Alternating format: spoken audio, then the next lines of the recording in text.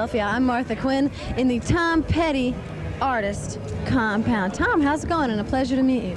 Well, it's going very well. In 2017, just weeks before his death, Tom Petty broke down. He told his closest friend about the day that haunted him for decades.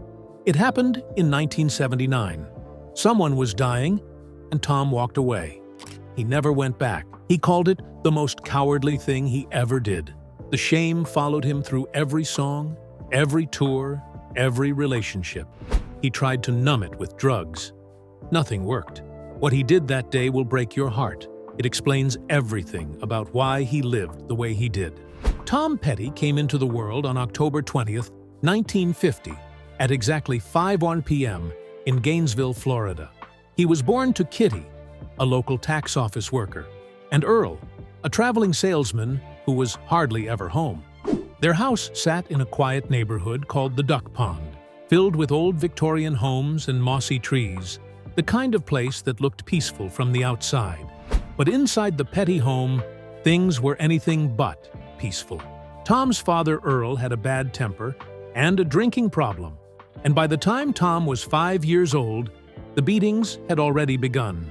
One day in 1955, while playing with a slingshot in the yard, Tom accidentally hit the fin of a shiny 1955 Cadillac. The angry driver came straight to their house. Kitty warned him in a whisper, "This is bad. Your father's not going to like this." When Earl got home that night, he took off his belt and beat his son until his body was covered in raised welts from head to toe. Kitty and Tom's grandmother laid him on the bed, stripped off his clothes, and dabbed the wounds with cotton and alcohol while he cried in silence. It wasn't the last time. Tom learned early how to disappear when his father came near. He found comfort with his mother. Kitty was soft-spoken, kind, and full of music. She taught him country songs and always kept a radio playing nearby, but her own life was hard. She had epilepsy and cancer, and she quietly endured the storm of Earl's violent moods. One day, years later, while Tom was playing with his band Mudcrutch, the family went on a fishing trip. On the way back, Earl had too many drinks and crashed the car into another vehicle. Everyone was knocked unconscious. Kitty's health never recovered. She became weaker and more withdrawn after that day. And when she died on October 21st, 1980, just one day after Tom's 30th birthday, Tom said he knew she was already slipping away long before that. Things shifted again when Tom was 10. It was the summer of 1961. His uncle Earl Jernigan worked in the movie business and took him to see a film shoot in Ocala. The movie was Follow That Dream, and the star was Elvis Presley. Hundreds of people crowded the streets to catch a glimpse. Then Elvis appeared, glowing like some kind of god, and walked right past young Tom, pausing just long enough to shake his hand. Tom stood frozen, too stunned to speak. That moment hit like a bolt of lightning. When he got home, he traded his slingshot to his friend Keith Harbin for a full stack of Elvis 45s. Then he locked himself in his room and played them over and over.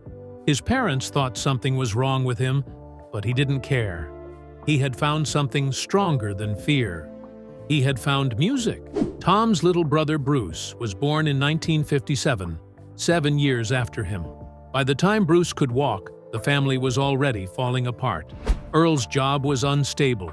He gambled, drank more, and brought home less money. The house was filled with yelling. Bruce learned to keep his head down and play sports to avoid getting hit. Tom escaped through music and television, but it wasn't enough to protect him from what he saw. He watched his mother shrink under the weight of her sickness and his father's anger. It left a scar that never really healed. In 1964, when he was 14, Tom got his chance to turn all that pain into something new.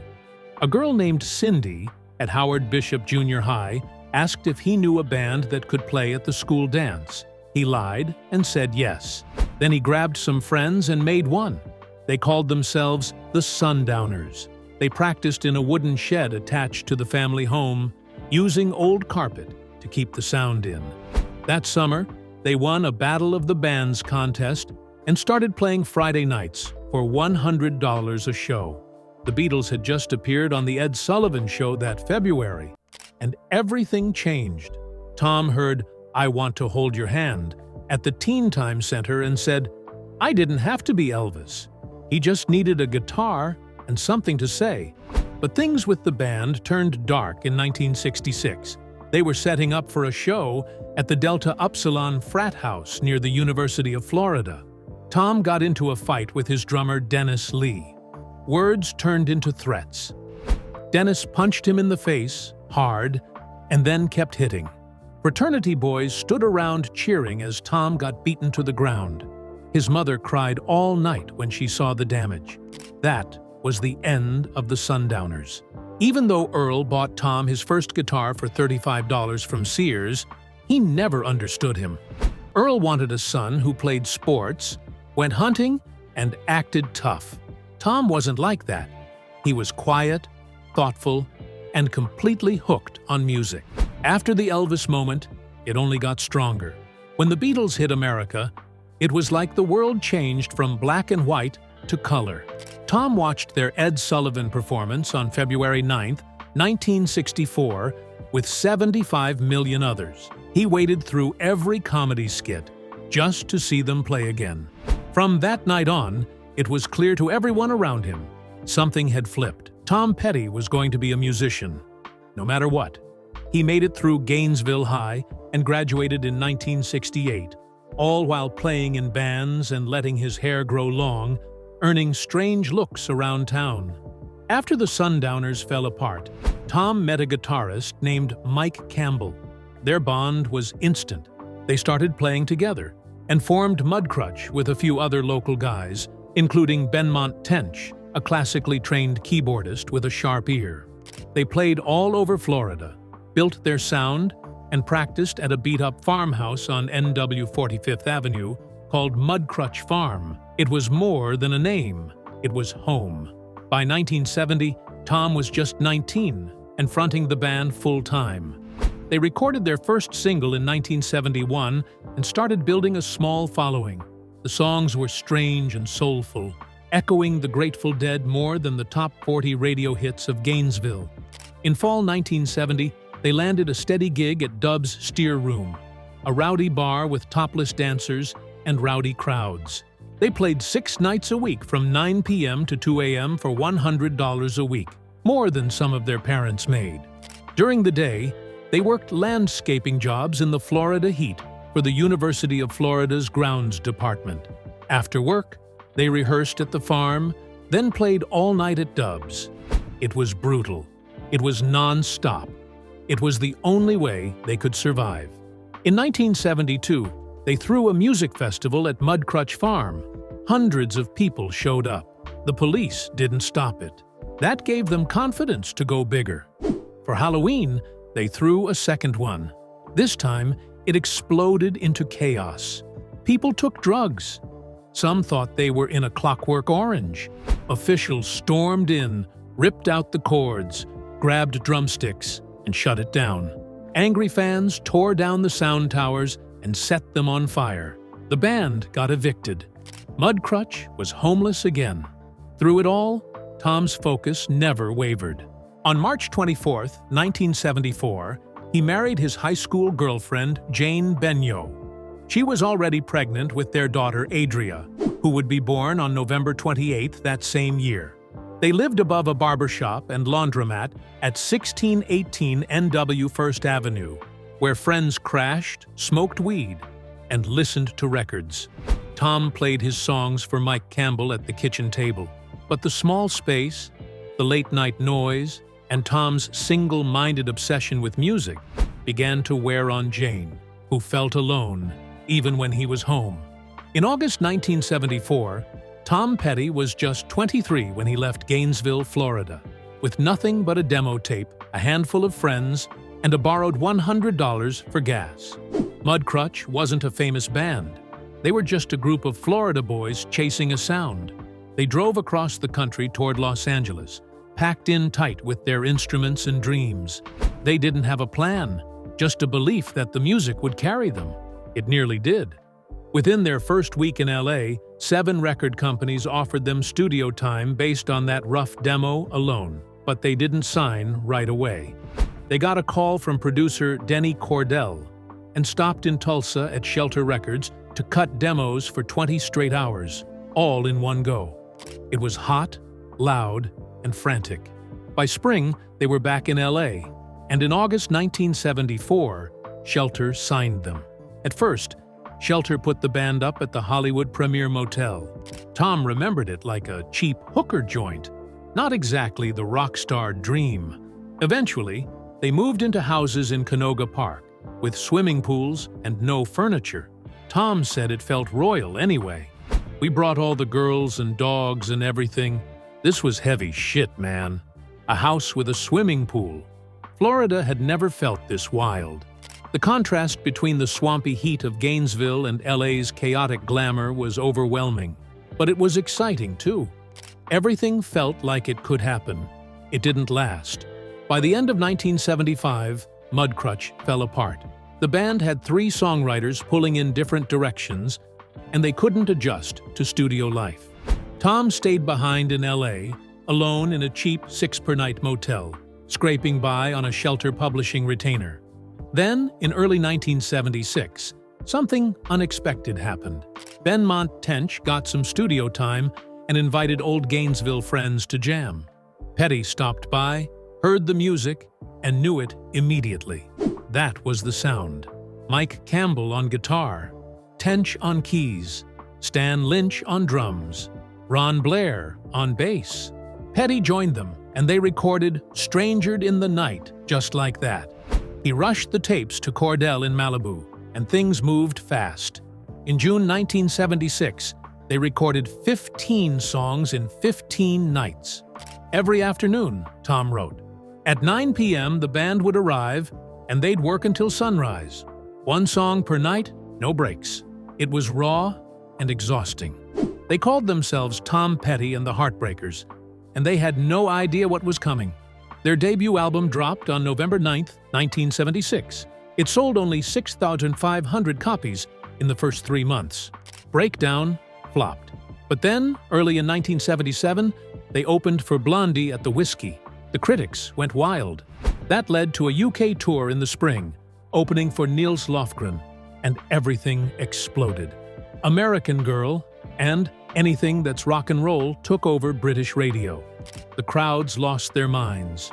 Tom remembered landing in London at 7:30 in the morning and facing a full press swarm.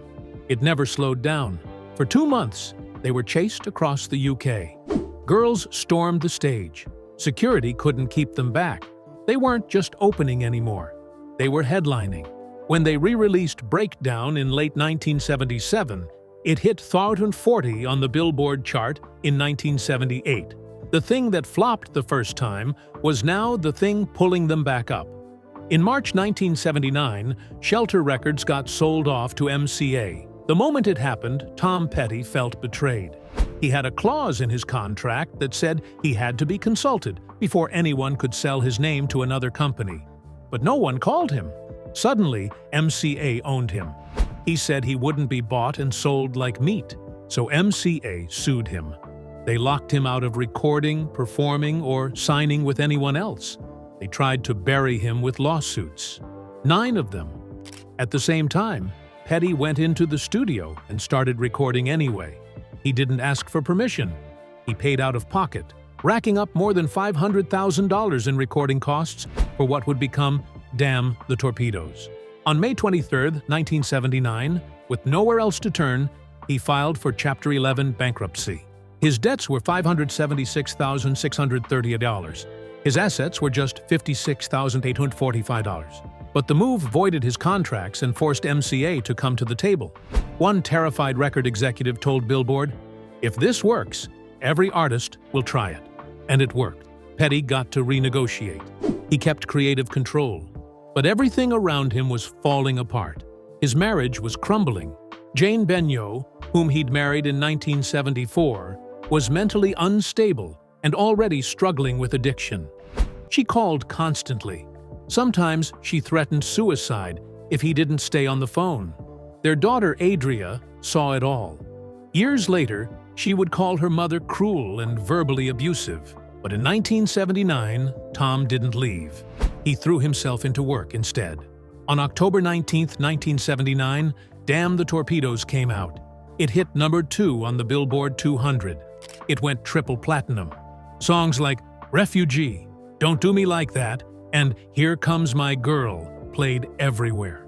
The album was raw and honest, recorded during legal chaos and emotional exhaustion. Petty later said there was a sense of persecution that year. Lawsuits, pressure, and pain surrounded every note, but it all cut through. By 1980, they had sold over 3 million albums. Bassist Ron Blair had money now. So did the rest of the band. But success brought pressure. The music got more professional, more uptight. Blair started fading away. He couldn't stand the endless touring, the bad sound systems, the meaningless hotel rooms. By 1982, he was gone. Petty told the Gainesville Sun that Ron had vanished from their lives long before he quit. We didn't see him socially, ever. Back in 1981, MCA tried to raise the price of the next album by $1, from $8.98 to $9.98. They called it superstar pricing. Petty was furious. He said he didn't need the extra $1, and neither did MCA. He threatened to pull the album or rename it $8.98. A record store in Los Angeles announced a boycott. MCA folded. On May 5, 1981, Hard Promises came out at $8.98. It went platinum. The Waiting hit No. 19. On the cover, Petty stood in a record store, bins behind him all labeled $8.98, but nothing was easy anymore. Petty spent 18 months trying to record Southern accents. He wanted it to be a double album about the American South. He recorded it in his own basement studio, obsessing over every vocal. He tried to sing in a Southern accent, but it came out forced, like a cartoon. During one session, after hearing a raw take of Rebels, he snapped. He punched the wall, broke his hand. His fingers were crushed. At Cedars-Sinai Hospital, doctors inserted pins and told him he might never play guitar again. He had to undergo electroshock therapy just to get his hand to close. Dave Stewart and Robbie Robertson helped finish the album, but Petty couldn't hide how much it hurt. The 1985 tour used the Confederate flag as stage decoration. It was tied to the song Rebels, meant to show the mindset of a Southern character. But fans took it differently. They waved flags at concerts. Petty realized too late what he had started. In North Carolina, he stopped the show mid-performance and called himself stupid. Years later, in 2015, he said the flag should never have represented them. It was a downright stupid thing to do. At the same time, cocaine filled the studio. Petty said they had too much time and too many drugs. Stan Lynch called it dancing with the devil. Mike Campbell once snorted something he thought was coke. It shut down his stomach and put him in the hospital. It was the wildest they ever were. In the middle of it all, Petty fired Ron Blair and brought in Howie Epstein on September 1st, 1982. 20 years later, Epstein would die from a heroin overdose. That same year, Jane gave birth to their second daughter, Anakim Violette, but she was slipping deeper into addiction. Petty once found her passed out while their baby slept in another room. By 1984, he knew he had to leave, though their divorce didn't become official until 1996. Even after that, she'd still call him late at night, screaming outside his house. Adria said later that being married to someone mentally ill for so long had destroyed her father. And just when things started to calm down, Petty got pulled into controversy again. In 1985, MTV aired the video for Don't Come Around Here No More. Petty, dressed as the Mad Hatter, cut Alice into pieces and served her as cake. Viewers were stunned. Some called it cannibalistic. The outrage helped fuel the PMRC's push for music censorship, but the song became his biggest crossover pop hit, climbing to number 13 on the Billboard Hot 100. In April 1988, George Harrison needed a B-side for his single This Is Love. He was with Jeff Lynne and Roy Orbison in LA, but didn't have his guitar, so they stopped by Tom Petty's house to grab it. That one stop changed everything. Harrison asked Petty to come along. They headed to Dylan's garage studio in Malibu. They recorded one song called Handle with Care, named after a label on a cardboard box. When Harrison took the tape to Warner Bros., the execs told him it was too good for a B-side. He needed a whole album, so the group became a band. Harrison, Petty, Lynne, Orbison, and Dylan. They called themselves the Traveling Wilburys. They found Orbison right before a show at the Celebrity Theater in Anaheim and asked him to join. That night, they watched him sing his heart out while punching each other in excitement. Traveling Wilburys Volume 1 came out in 1988 and sold over 3 million copies, hitting number 3. The five of them felt like kids again. 1 year later, everything got bigger and messier. On April 24, 1989, Full Moon Fever came out. It reached number 3 and stayed on the charts for a full year. It went quintuple platinum with over 5 million copies sold. Free Fallin' reached number 7. I Won't Back Down hit number 12. Runnin' Down a Dream climbed into the top 30. But it didn't come easy. MCA Records refused to release the album at first. They said it had no hits. The president of MCA, Irving Azoff, resigned soon after. The next team reversed the decision. But inside the band, cracks were forming. Mike Campbell had played almost everything on the album with Jeff Lynne producing. Stan Lynch felt it was the start of Petty going solo. He was right. Even though they toured together, something had shifted. Petty said the album's success made him feel like a nice guy for about a year. But it also changed the balance. Then, Howie Epstein began slipping. In 1991, during the Into the Great Wide Open sessions, they recorded at Studio C in Rumbo Recorders for $600 a day. But Howie couldn't keep it together. He was using heroin, showing up late, disappearing. The band found out he was stealing money from the studio to buy drugs. They had to confront him. It worked for a little while, but nothing held for long. Still, the music came through. Learning to Fly spent 6 straight weeks at number 1 on the mainstream rock tracks chart, tying The Waiting from 1981. The title track's music video starred Johnny Depp. It looked like success, but inside, things were unraveling. Between July 1992 and April 1994, Petty poured everything into Wildflowers. He called it the divorce album. Jane was gone by then, but the wounds were fresh. Producer Rick Rubin said Petty didn't want to leave the studio. It was the only place he felt safe. He recorded 26 to 28 songs, but Warner Brothers made him cut it to 15. That decision haunted him. When the album came out in November 1994, it sold 4 million copies by spring 1995. You Don't Know How It Feels and It's Good to Be King played constantly on MTV. Petty later told Rubin he didn't understand how the album turned out so good. He said he couldn't make another one like it if he tried. But the sadness behind it was real. After the divorce was finalized in 1996, Petty collapsed into heroin. He didn't talk about it publicly. He used quietly, numbing himself.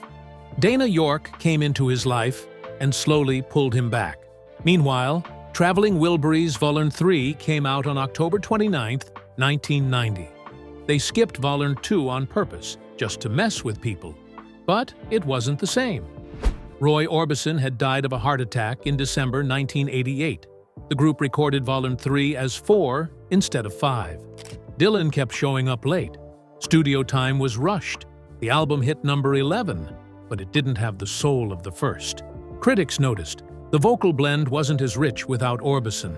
They joked about touring on an aircraft carrier, playing only in the sun, but it never happened. The group dissolved quietly. Both albums disappeared from print until Rhino Records reissued them in 2007. By then, Harrison had died too. In April 1999, Tom Petty stood on stage singing a song called Room at the Top. He told fans it was about feeling all right. He said he had over $1,000 in the bank, but he didn't sound all right. He sounded broken. The lyrics weren't hopeful. They were tired. The album was called Echo, but it wasn't music echoing through his life. It was everything else. His 22-year marriage had just ended in a bitter divorce. Jane, his first wife, had started calling obsessively, screaming, threatening suicide if he hung up.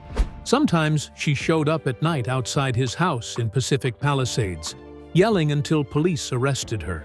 Tom filed a restraining order. Their daughter Adria later said Jane was cruel to everyone. Still, the pain never left him. At the same time, his bassist Howie Epstein was disappearing into heroin. He barely made it through the Echo tour. By June 2001, Howie was arrested in New Mexico with his girlfriend, Carlene Carter. They had black tar heroin and were driving a stolen Jeep. Tom coaxed him into rehab in Miami. It didn't work. In March 2002, Howie showed up at the Rock and Roll Hall of Fame, weighing less than 100 pounds. Stan Lynch, one of the original Heartbreakers, said it looked like a little bag of dust had walked in. 2 months later, Tom had his manager fire him. He couldn't do it himself. They never spoke again. On February 23, 2003, Howie died in Santa Fe from heroin overdose complications. He was 47. Tom said it tore his heart out. He said it felt like watching a tree die slowly. And then one day, someone just cuts it down. By then, Tom had been hiding something even darker. Around 1996, right after his divorce, he started using heroin too. He was 50. He called it self-medication. He didn't tell anyone. Not the band, not the fans, not even Dana, the woman who would later become his second wife. He used alone in hotel rooms during the highway companion sessions. He hated himself for it. He kept trying to quit. Cold turkey. Again and again. He said it was ugly. Dana found out eventually. She made him stop. She saved his life. They got married on June 3, 2001, in Las Vegas. Little Richard officiated. But the secrets didn't stop. In 2008, Tom stood under the blinding lights of Super Bowl X2, playing to 97.5 million people. It was the most-watched halftime show ever at that time. He looked strong, confident, and untouchable. But behind that performance were fentanyl patches, oxycodone pills, and unbearable pain. His body was breaking down. Emphysema, knee surgeries, a fractured hip that wouldn't heal. He had trouble breathing, trouble walking. He kept performing anyway. He always did. He said, "Just get me to the stage, and I'll be okay." But by 2010, the weight of everything was catching up to him. When he released Mojo, people noticed something different. One track, Running Man's Bible, was about Howie. He said he'd never been able to write about his death until then. He called it embarrassing, not because it was personal, but because it still hurt so much. The years of touring, the grief, the regret, they were all trapped in his body now. By 2014, Tom collapsed on stage with pneumonia. 17 shows were canceled. Doctors told him his lungs were destroyed. He had smoked 2 packs a day for over 40 years. He couldn't do cardio without gasping for air. But he didn't stop. He couldn't. In 2015, during a European tour, Dana found him on the bathroom floor of the Savoy Hotel in London. He'd overdosed again. Heroin. 3 days straight. She called the ambulance at 3:47 a.m. They gave him 2 doses of naloxone. That's what saved him. He never told the public. It only came out years later. In therapy, he said he was a coward who ran from pain into needles. He meant it. The pain didn't just come from divorce and drugs. It came from guilt. His mother, Kitty Petty, died from cervical cancer in April 1979. He rushed to Gainesville Memorial Hospital to see her. When he walked in, her bed was covered in articles and clippings about him. She had taped his name to the walls. She was proud, even though she could barely move. He looked at her and ran out of the room. He never came back. He didn't even go to her funeral. He sent his brother Bruce instead. He called it the most cowardly thing he ever did. And it wasn't just his mom. It was Stan Lynch. They'd played together for 18 years. Tom fired him in 1994 over creative disagreements during Wildflowers. He never made it right. Stan needed patience. Howie needed tough love. He gave neither. He said it out loud near the end. "I failed the people who needed me most." Even Jane, his first wife, never got closure. By 2010, she was institutionalized full-time in California for depression and anxiety. He only visited her twice in 7 years. He couldn't face her. He wrote in his journal that he'd watched 2 women fall apart while he toured and ran. He knew the pattern. He just couldn't break it. In April 2017, Tom began his 40th anniversary tour. It started in Oklahoma City. It ended at the Hollywood Bowl in Los Angeles. 53 shows across 3 countries. They sold over 637,000 tickets. Made over $61 million. On stage, he was limping. Off stage, he was being carried in a golf cart. His hip was fractured. He didn't tell anyone. On the night of the last show, September 25, 2017, some fans noticed he looked tired. He smiled anyway. "Just get me to the stage." 1 week later, on October 2, 2017, Tom was found unconscious at his Malibu home. He died that evening. He was 66. The coroner said it was multi-system organ failure from mixed drug toxicity.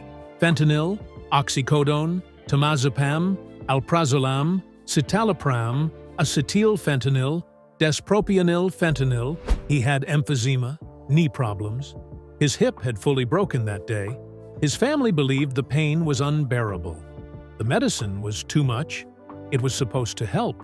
It killed him instead. A year later, Dana, Adria, and his bandmates released An American Treasure. It wasn't about hits. It was about memories, home movies, hidden tracks, lost lyrics.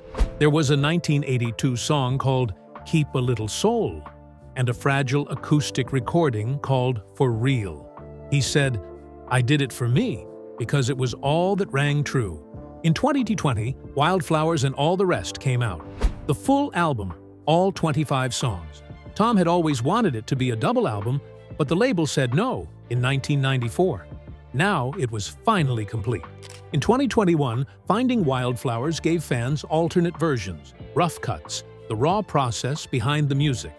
It showed how he worked, how he rewrote, how he searched for the right feeling, and he left behind more than music.